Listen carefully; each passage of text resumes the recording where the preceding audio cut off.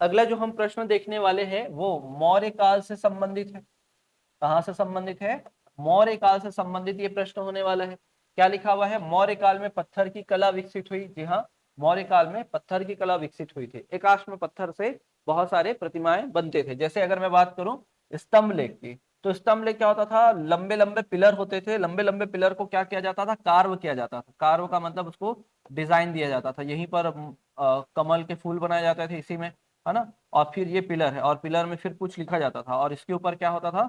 कोई ना कोई एक एनिमल को यहाँ पर स्थापित किया जाता था। जैसे अगर मैं बात करूं तो कौन सा? सारनाथ स्तंभ। सारनाथ स्तंभ में ऊपर 4 सिंह हैं, यहाँ पर चक्र बना हुआ है, अशोक चक्र, यहाँ पर लेख लिखे गए हैं, सत्य में जयते लिखा हुआ है। ये तो इंपॉर्टेंट है, और ये याद रखिएगा एकाश्म होते थे, मोनोलिथिक होते थे, तो ये सही है। गुप्त काल में केवल धार्मिक कला का विकसित हुआ नहीं, साहित्यिक कला हुई, और भी बहुत सारी कला हुई। तो ये तो केवल वाला वर्ड आप याद रखिएगा, नेगेटिव होता ही है। तो यहाँ पर मेरे पास 1 2 सही है, 3 गलत है। तो 3 जहां पर भी है वो गलत कर दो, तो ये तो तीनों गलत हो गए। एक ही बचा है, 4 नहीं भी बनाएंगे तो भी चलेगा। मथुरा कला भारतीय शैली थी।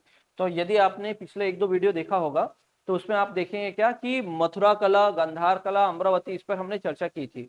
तो ये ध्यान रखिएगा। तो इसमें सही आंसर क्या हो जाएगा? 1 2 और 4।